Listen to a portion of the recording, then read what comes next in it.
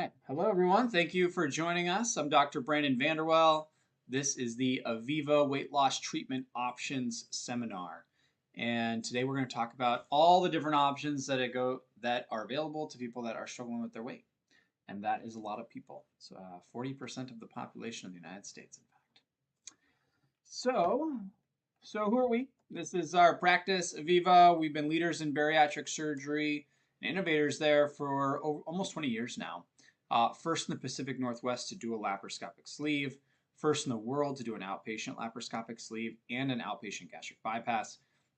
Done a lot of papers. We're the first in the Pacific Northwest to do an endoscopic sleeve, the gastroplasty, the ESG. And yeah, it's been a great journey. We have a great team, 2 bariatric surgeons, myself and Dr. Landerholm, bariatrician, nurse practitioner. We have 2 dietitians and 2 surgery PAs. This team is great. I love working with these guys.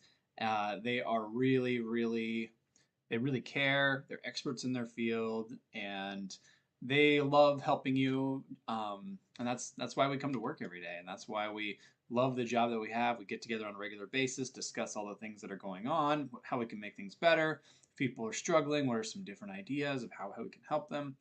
And it's just a great brain trust, and I love working with these people. And all of our support staff at Eviva, they're fantastic.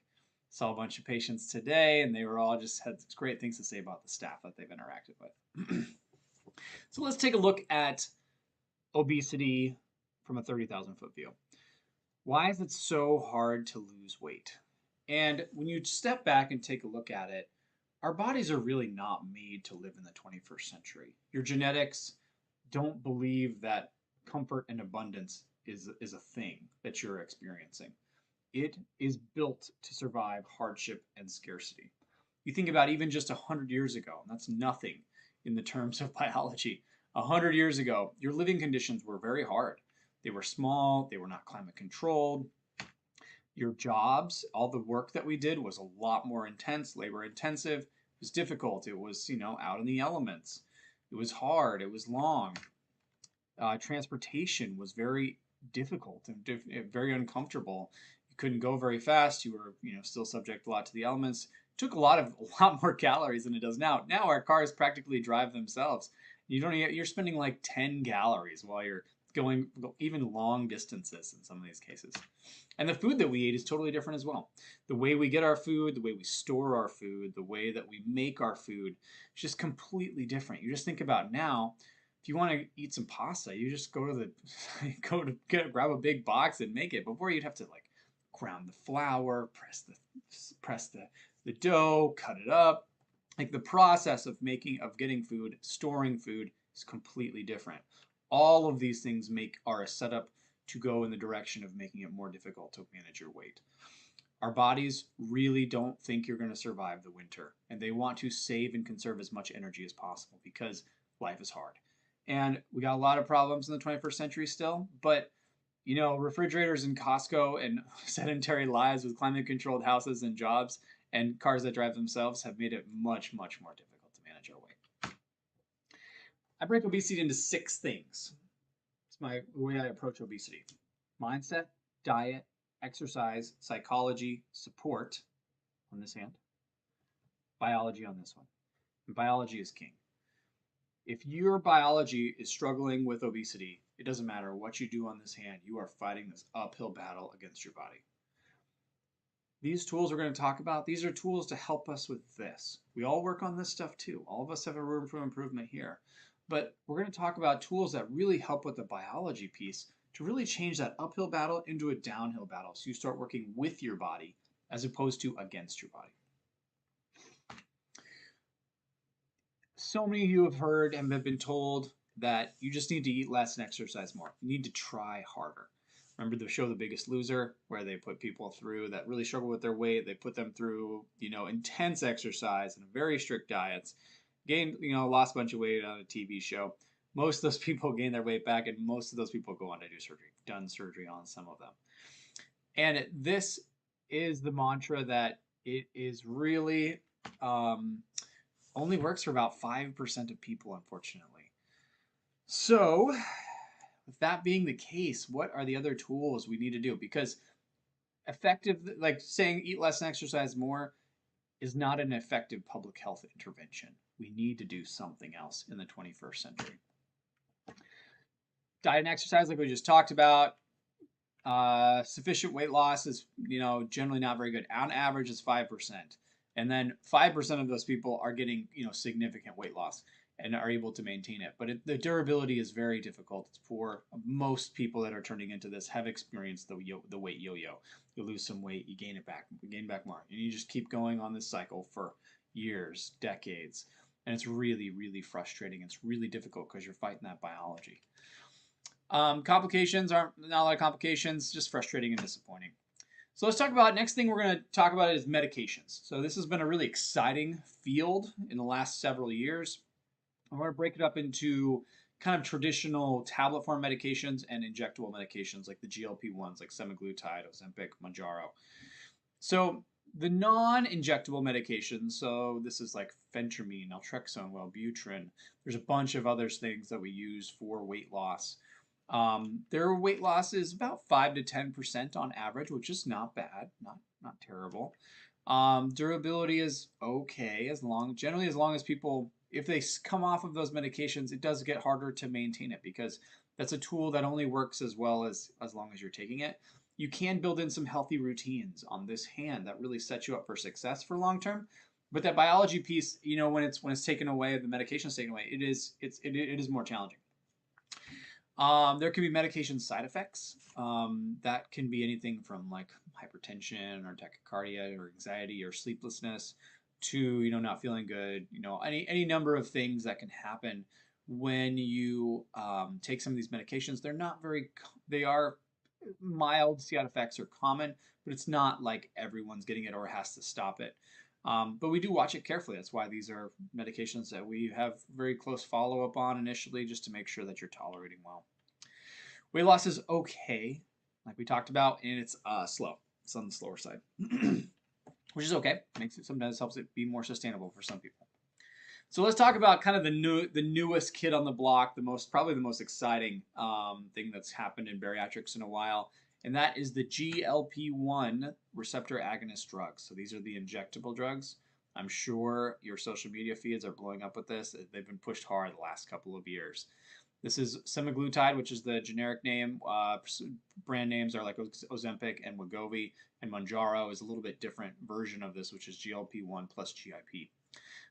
These medications have shown some really exciting results. We're seeing 10, 15, sometimes close to 20% total body weight loss for some of these drugs in some of these trials now. Those are great numbers. We haven't seen those numbers from a medication, really in a long time. And even fen, which was, considerably more, we found out was much more dangerous, was getting not even quite this good of results on average. Durability though the results so far that the durability, if you after you stop the medication, is really hit or miss. These drugs are big guns. So GLP-1 is a hormone that your body naturally produces. It decreases, your central nervous system's appetite drive. It also does gut hormone changes, acting to slow down your intestinal motility and also to slow down particularly your stomach emptying. These are real tools on your biology, and those things are doing something. And when you take them away, your body is like, well, can actually go into withdrawal. We have protocols to wean people off of these so that they can get the most sustainable success with these drugs. These drugs also really can induce a very, very much decrease people's appetite in ways we haven't really seen since surgery. Because of that, you need to, if you're using one of these medications or thinking about doing one of these medications, you need to do this in a safe way. And by safe, I mean you need to have, a nutritional plan watching you to make sure that you're not just losing fat and muscle. When you're losing lean body mass, you're going to decrease your metabolism. It's going to actually be worse off than when you started this process. And when the medication goes away, this has been seen in the data that you gain a lot. You can gain more weight than before, and it's actually more fat than you had. And you actually have more fat on you than you had before. So doing this medication these are exciting medications. We've seen some great success with patients We have ways of, of trying to make this affordable for patients as well. They can be very expensive, but I can't stress enough that these are pretty big guns, and they need to be done with experts, and to have really good support and follow up, and the support that you need to really set yourself up for success for, number one, getting the most weight loss, and number two, being able to sustain that weight loss in a real fashion long term, and that you're getting healthy weight loss. Their downsides are that their GI symptoms are common. So usually we titrate up till honestly you can't tolerate them, and that's usually there's nausea. Sometimes there's abdominal or intestinal things like diarrhea. Some people just don't feel very good on them.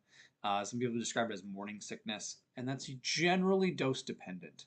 The doses that we are using these medications, they are natural hormone in your body, but they are at several times, not quite an order of magnitude, but like 5x times what your body usually sees. So it's a heavy gun on some of that stuff, but we're seeing some good exciting results. Downsides is that they're expensive and they can be hard to get and find. They're very popular right now, which is cool, because there's a lot 140 million plus people in this country that struggle with obesity. So it's really cool that we have something that's much more approachable for patients, but it can be very expensive right now. We have ways of trying to make sure that the cost is, there's coupons. We have other ways that we work with patients to really try to be this as affordable as possible. And yeah, but they're good tools. But the weight regain is a thing when people stop them, especially if they stop them cold turkey. So we have a process to taper patients, and we watch that carefully to make sure that you are able to maintain your success as much as possible. So that's kind of our medication section right there. Well, now we're going to move on to the procedures, into the procedure world. The next one of that, there's my semaglutide, tirzepatide, that's mounjaro. Endoscopic sleeve gastroplasty. So this is the ESG, the endo sleeve. This is technically a non-surgical weight loss procedure, which is very exciting. There's no incisions, nothing's completely removed from your body, which is what really appeals to a lot of patients. Its recovery time is much quicker than surgery. It's done using this Apollo overstitch device. That's this. It goes on the end of an endoscope, and its suture is able to able to allow us to suture. It goes down through your mouth and into your stomach, and your stomach, which is this big bag, it takes small bites of there and then crumples it down into a small sleeve-like shape. Take full thickness bites of that stomach so that it's good, solid, durable sutures in a pattern that allows us to continually crumple down that stomach. And we're seeing some exciting results with this. We're publishing a paper right now, seeing 23% total body weight loss on average, which is very good for something that's not surgery. There's nothing else like it when it comes to something that's not surgery. We're getting better results than the lap band did. Certainly better than the intragastric balloons. We are getting better results than our GLP-1s. So yeah, this is a really cool tool. Its durability is really good because you're using permanent sutures inside of your stomach here to really crumple it down and make it much smaller. Well-placed sutures are going to stay in the stomach 90% of the time long term if you take care of that tool. Complications are very rare, which is great. It is endoscopic, so you're working inside this space, but our tools are limited, so there's less things that we can have issues with. Our complication rate is very good.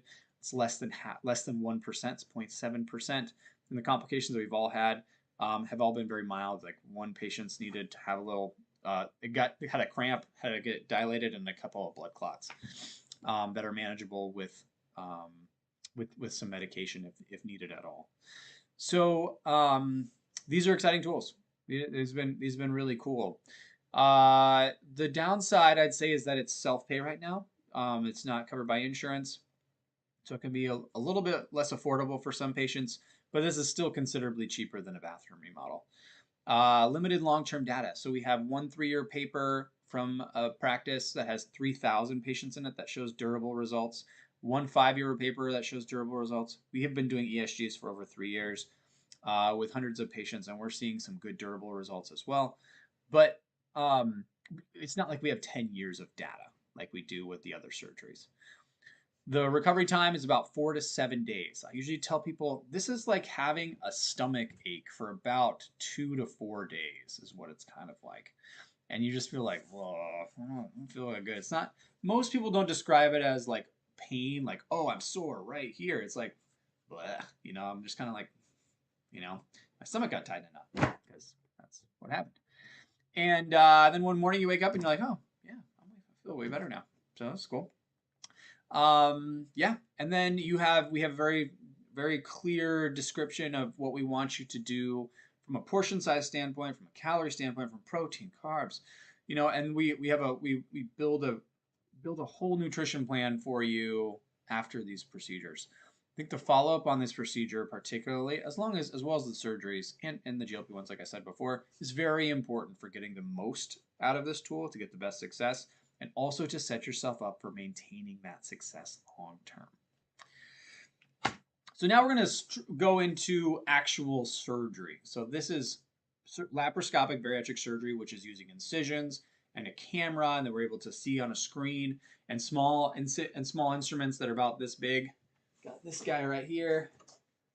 This is the stapler, where you are able to use the space inside of the abdominal cavity to then reduce the size of the stomach, which is that big bag again, from that big bag down to a small tube, and you remove the extra stomach for a laparoscopic sleeve. The way that's done is with this stapler device. You can see here, and you can see what that does is it actually clamps down on the tissue like this, and then all those little dots, all those little holes in there, they're tiny little staples, like 2 to 3 millimeters in size, makes a layer all the way around there, and then cuts in between it. So it's a very nice, a very clean, precise way to do a surgery. It's a beautiful way to do surgery, honestly. And you can see here in this picture, this is where the surgeon has the stapler, and they are they're marching up the stomach and just honestly just making it smaller, making it a sleeve shape, and that extra stomach comes out. Patients always ask, like, well, what if I need that stomach later? And I say, this surgery, as well as the endoscopic sleeve, really what we're doing is we're giving you a 21st century stomach. In the 21st century, when we have refrigerators in Costco, we don't need stomachs this big. And I firmly believe that 90% of the population could have a stomach way smaller and they would do better. That is because our stomachs are so big, they're big capacity organs, so that, think about 500 years ago, you get the gazelle. You need to eat as much of that thing as possible because you don't know how long it's going to stay. The harvest comes due. You need to eat as much of that as possible and store it. Store that food as fat because you don't know how well it's going to keep over the over the winter or over the whatever season is coming up next. Food, your body was its own refrigerator, and your stomach needed to be able to eat as much as it possibly could every time you had the option. In the 21st century, we just don't need stomachs this big. We really don't. I have big male patients even that are living their best lives with these small stomachs and being, more active than I am now, like running races and racing motorcycles or cars and, just doing stuff that is very calorically dependent and have no trouble staying on top of their nutritional needs, and they are living their best lives. And that's kind of the most extreme example. And I think everyone under there is like, can absolutely make this work. This is the gastric bypass. This is also a relevant operation still. This is the grandfather of bariatric surgery. We don't do as many of these in our practice or in the country just because the laparoscopic sleeve has come along, but it's still a good operation. It's still a relevant operation for patients that have maybe bad heartburn or bad diabetes. It can be a better operation for them than a laparoscopic sleeve. You should talk to your surgeon to see which is going to be the best option for you. This makes a little gastric pouch here. You bring up a piece of small intestine, and then you actually bypass the first part of the stomach, this part of the stomach and the first part of the small intestine. The laparoscopic sleeve, like we mentioned before, it reduces the size of this stomach from this big bag down to this small tube. Durability, these are the best weight loss, 25 to 30% that we see in our practice, and it has the best durability long term. These are all tools. Everything I've talked about so far is a tool. It is not a cure. It's not a magic wand. It's not a silver bullet. There's no such thing that exists in obesity treatment. And I think it's important to have that mindset when you go into this. And whoever's taking care of you should also have that mindset that, hey, these are all just tools. They're not magic wands. And they have strengths and they have weaknesses. The bariatric surgeries are the best tools. They get the most weight loss and they are hands down the most durable. We have the most data on them. And in our hands, honestly, in our practice, we're very safe. We have a surgery center at our place. We also do cases at the hospital, at Evergreen Health. And our complication rate is excellent. Beats the national average by a long ways. We are one of 16 facilities in the country that have a certificate of excellence for bariatric surgery in an outpatient setting. We were actually one of the, obviously, like we talked about before, founders of the outpatient bariatric surgery. And it's been fantastic from a safety standpoint and from an outcome standpoint. Complications are rare, but they can be, complications of surgery: a leak, a bleed, blood clot, infection. They're very rare in our practice. They're less than 1% again, about 0.6%. But when they do happen, we need to make sure, you have a skilled team that has a lot of experience in making sure that we get you through safely. Downside of these surgeries is that it's not always covered by insurance. Some people's insurance does have coverage for bariatric surgery, and it is a case-by-case policy decision based on where you're getting your health insurance from. Recovery time is generally about 10 to 14 days, I recommend, for patients. Some patients need longer, and that is totally understandable, and I support that. Many patients are still back to work to their desk jobs at 7 days. And the recovery is generally fairly smooth. They'll be like, yeah, I'm sore when I move around from those incision spots, but hey, I'm chill. I'm getting my fluid in. I'm getting my protein shakes in right now. And they're off to the races over that first month. Their diet progresses. So, how do I take all these? You know what? If you were out there and you're like, I'm struggling. I have tried doing this and I need some help. I don't know which of these I may even want to do, but the first step is just to reach out to our team. So EvivaMD.com, EvivaMD.com. /contact us. You can even use this QR code right here, or go to this spot on the website. The way it works, we'll set up, get some information from you to give you all the information about, what does your insurance say? What does it cover? What does it maybe not cover? What's your out of pocket? Do you understand if, from a self-pay standpoint, here's the cost of things. Just make sure you're totally informed when you get set up for your consultation. Get on the schedule. And then usually you meet with us and with our team, with those great group of people before, and we do most of our visits telehealth. If you want to do it in person, you can. But it's very convenient to do telehealth. It is fantastic. We have patients literally from all over the world. We've done surgery on patients from Asia, from Africa, all over the United States, lots of patients in Canada. And we can continue taking care of them. Like, we can continue to do our normal follow-up because we can do all of these things through telehealth. And it has been a fantastic tool for helping patients that are struggling with their weight.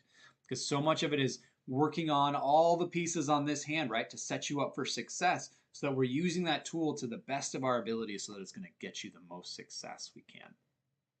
At that visit, we're going to review your medical history, your surgery history, talk about, what's been your weight history and what you're looking for. What's sort of your, surgery is really, really scary, but the endoscopic sleeve, that resonates with me. Or the procedures itself, that's just a little bit too spicy for me. Maybe I'm going to go try to do a medication. And we talk about all those options for you, and we just find the best program that's going to be for you, make a plan for you, and then here we go, and off we go. So if you're ready to start that journey, not that journey, reach out. And yeah, we love this, taking care of patients. It is incredibly satisfying to see you in your journey and making progress, and not just honestly on the numbers on the scale, but there's so many other things that go along with that, the way you feel about yourself and the way that you're actually able to execute so many other things in your life that you want to. When you can make a plan for something, particularly like your diet and your health, and you start being successful in executing that plan, you feel so empowered. So there's so many great benefits of this, and yeah, we're excited for you to get started. So, all right. Thank you all for tuning in. This is a question that I always get, so I'm going to make sure we address it now, which is, what's the diet like before surgery going into it, and what's the diet like after surgery? So we do a liver shrinking diet before surgery. That's about 2 weeks. It is not a liquid diet in our practice. We have found that to be cruel and unusual punishment. If you want to do a liquid diet, you're welcome to. We're not going to stop you. But what our goal is to be somewhere between 12 and 1600 calories. You'll meet with the nutritionist to give you your goals, and about 40 grams of carbs or less every day. And the goal of that is that we want to have you lose some weight on the run up to surgery. And where we want that weight to come from is around from your liver and around the fat that's around your intestines, because that's the place, those spaces sandwich your stomach. And so if we lose some weight out of there, lose some mass, it gives us more space to do the best and safest surgery we possibly can. After surgery, you're on liquid diet for 7 to 10 days, where you're drinking our goal is to get you to 60 fluid ounces, 60 grams of protein. Then we're moving on to a pureed diet for somewhere between 1 to 2 weeks. Then we move on to a mechanical soft diet for about 1 to 2 weeks as well. And then we're moving on to regular texture foods, and we start working with building your menu of what you're going to start looking at long term. And this process of progression usually occurs within a month right after surgery. After surgery, the diet really is lean proteins, some vegetables, and maybe some complex carbs. We want you to measure your food. We have specific portion guidelines from a volumetric standpoint, because if you've had a procedure, you don't want to put too much stress on that stomach to stretch it out over time. And so we also give you goals for calories, for protein, for carbs, for fats. And that way we can help you build this routine and a new menu that's going to really set you up for success for that first year. And if you have a really good routine that you've built, you're going to be set up for success for the next several years. Food that is off limits over time is usually, it takes some time, several months for most patients to tolerate like tough red meat or raw vegetables. And then sticky carbs like sticky rice or sticky bread, we generally try to avoid that because there's not really any very little nutritional benefit to that in general. But it's a great source of energy, but usually that's not the problem when patients are coming to us. So you really want to make sure those are in very small portions. And then the long-term wise is carbonated beverages usually don't sit super well because all those bubbles make big gas bubbles, and there's just not a lot of space in your stomach anymore. But generally, most of the time, people can still eat stuff. They can still have a little bit of treats every once in a while. And we just work with you to make sure that your routine is healthy and that you can still have, some of the things that you enjoy in life. That's not going to change. It's just going to be the portion sizes, the moderation, and the balance in what your routine is normally.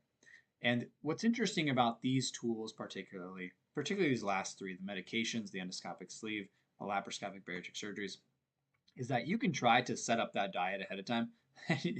We ask this to patients all the time. It's like, okay, you're on this great routine. Could you have done this before surgery or before any of these tools?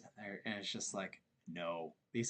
These things really do something on the inside. They really do give you an edge to really help you in the times that we are maintain a healthy lifestyle. So, all right. Well, thank you, everyone. Now we'll go to the live Q&A session, and thank you for tuning in so far.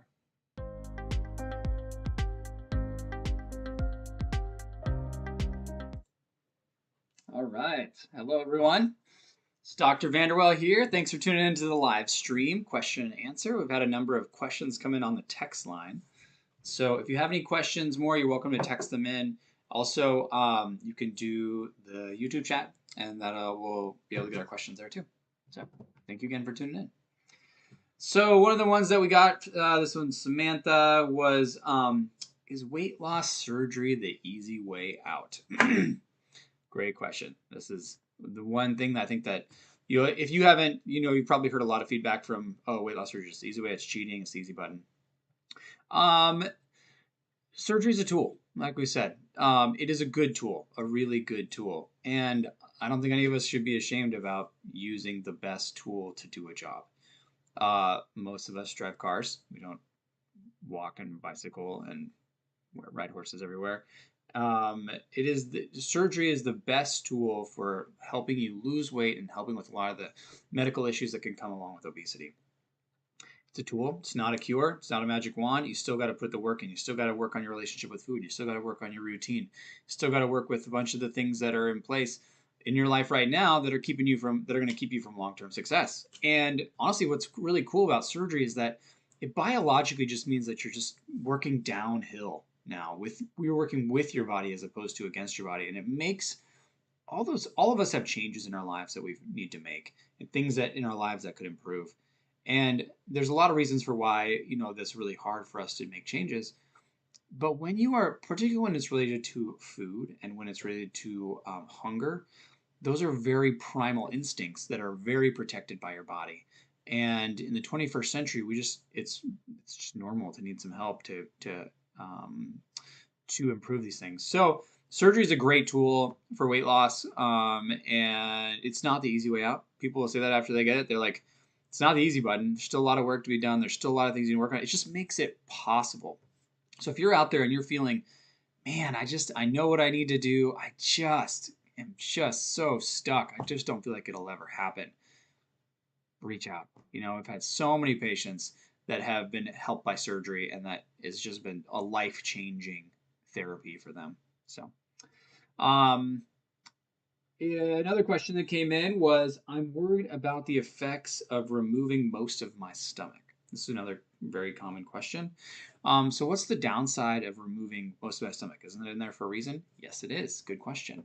And your stomach is this big organ that can stretch and fill with a lot of food, because for most of the history of biology of everywhere in the world from eons past, resources were scarce and life was hard. When you had the opportunity to eat food and you got the opportunity to stock up, you did, because you didn't have refrigerators. You didn't have the grocery store you could go to. You didn't have all the incredibly calorically dense foods that we have. The life was hard. The things you worked really hard to get your food. Your food was a totally different type that we had. Storing food was much more unpredictable. And so our stomachs are really adapted and are really that way so that we can take in a lot of calories whenever we get the chance. In the 21st century, we have plenty of issues, but the issue of hyenas taking away the elk that we've gotten is or not a lot of hyenas and elk, I think, populating the same space.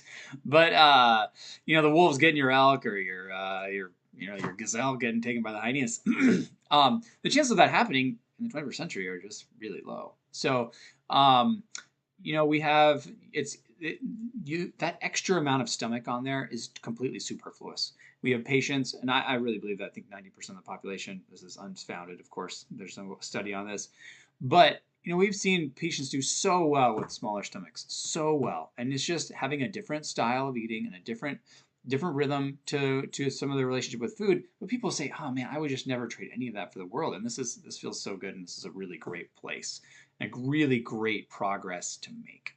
So having that extra stomach is kind of like your gallbladder or your appendix. Really, I think it's organs that are not really necessary for for living, and and especially the stomach part for living well. Like it makes a big difference. The stomach is a very hormonally active organ that really drives a lot of your body's relationship with food on a hormonal and biological and physiological level. So reducing the size of that stomach just makes a huge difference. It really does. All right. What is the process of getting to weight loss surgery? So this is a great question. Like you're out there, you're like, oh man, this just seems like a really daunting process. We really try to make it very, very approachable and very doable. So you reach out on the website. There it is. You can hit that QR code, just use your phone. It goes right to the contact us, you put in your information, and then someone from our team reaches out to you. That contact with someone from our team, that sort of liaison before you get to, either seeing a surgeon or seeing a PA or, one of our other team members, is important just to make sure we get all the information.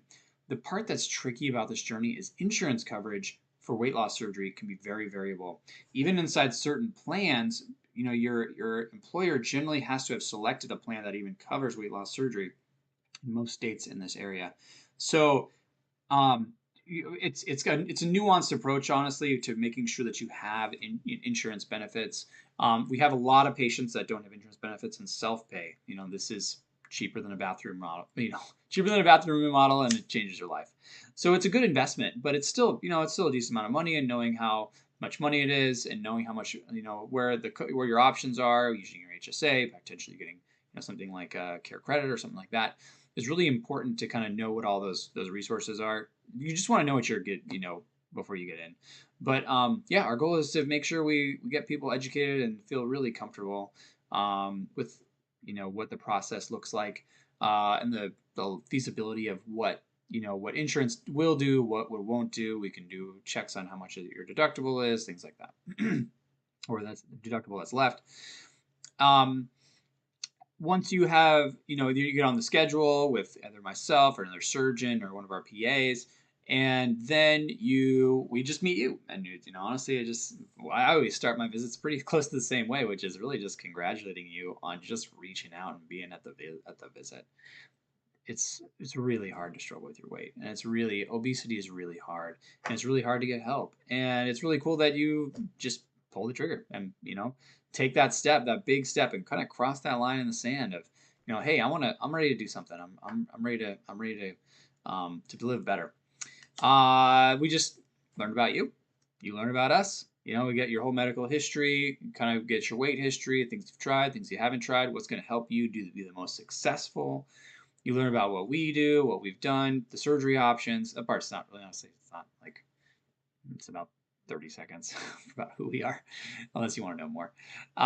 We talk about the surgery options for you, pluses and minuses of each. Kind of talked about that already in the live seminar, or in the virtual seminar part.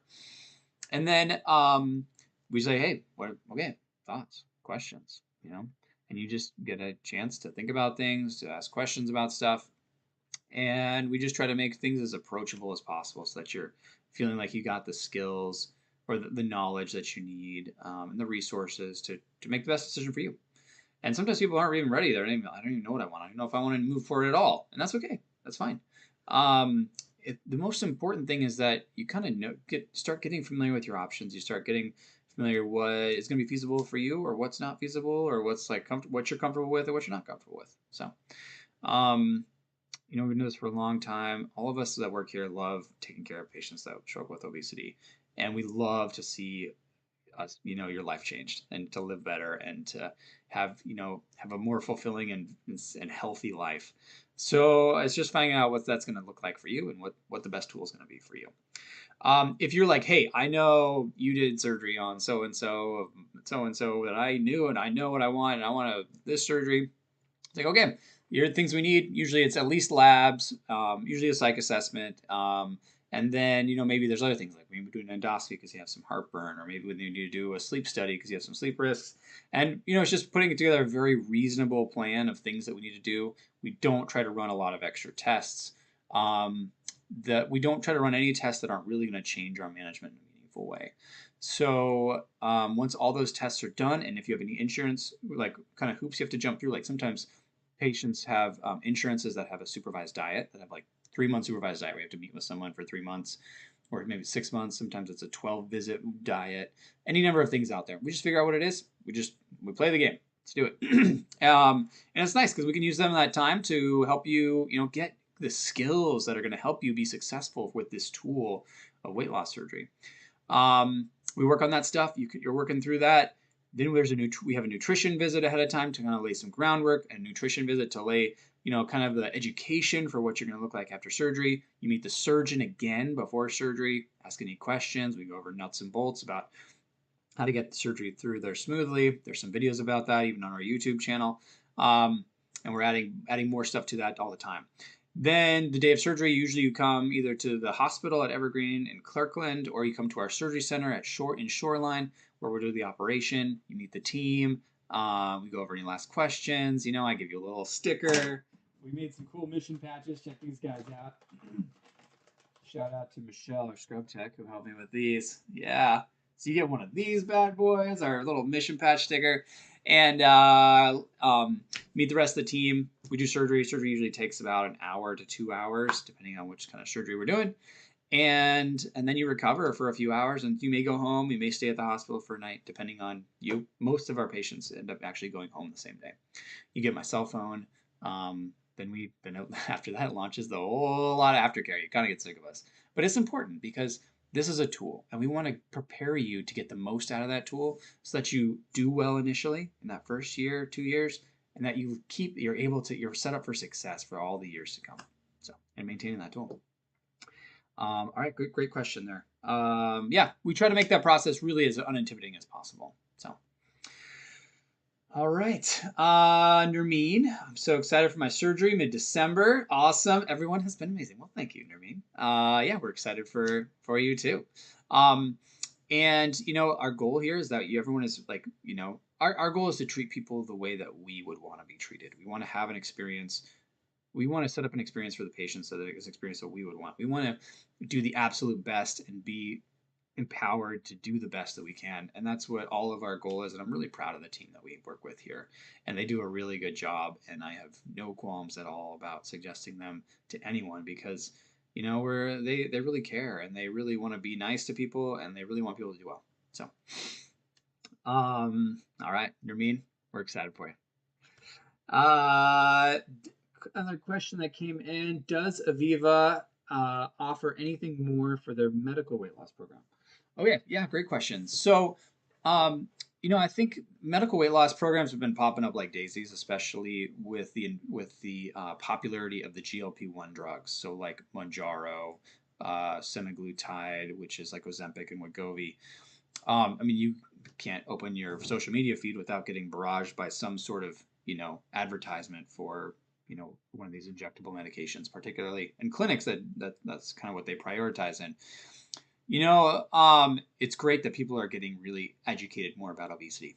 They're seeing that there are biological factors in the body that you can modulate that really make impactful meanings on people's weight and people's relationship with food, people's relationship with their blood sugar, their blood pressure, their metabolism. And these drugs are really kind of highlighting that in a very accessible way for a lot of people. But what these drugs are modulating are the things that surgery does, and more. Surgery does and more than those things. Medical weight loss, otherwise, a lot of people are like, surgery's just too far for me. I'm interested in medical weight loss. Going to a place that doesn't have a comprehensive understanding of obesity is always can be a little bit risky.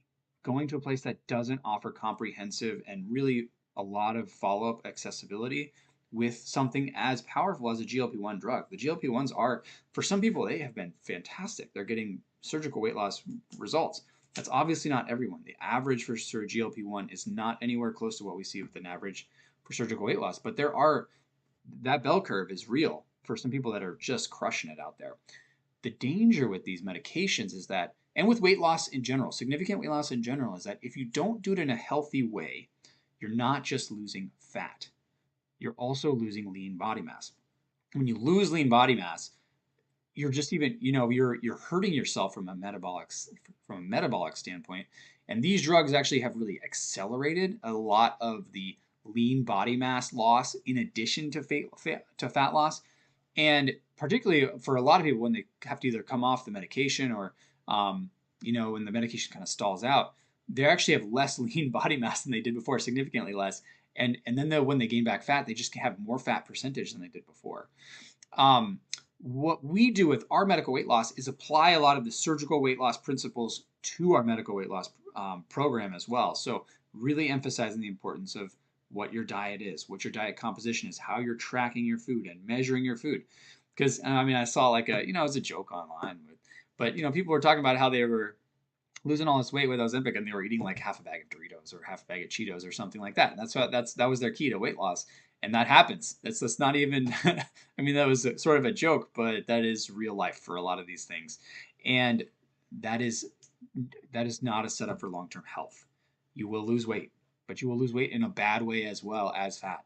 And it's going to be like one step forward and one step back, and it's going to be, I think we bring a lot of our surgical principles to losing significant weight to our medical weight loss. So we watch you closely. We have plans on what the things we need to do from a nutritional standpoint to help you preserve your muscle mass and your lean body mass.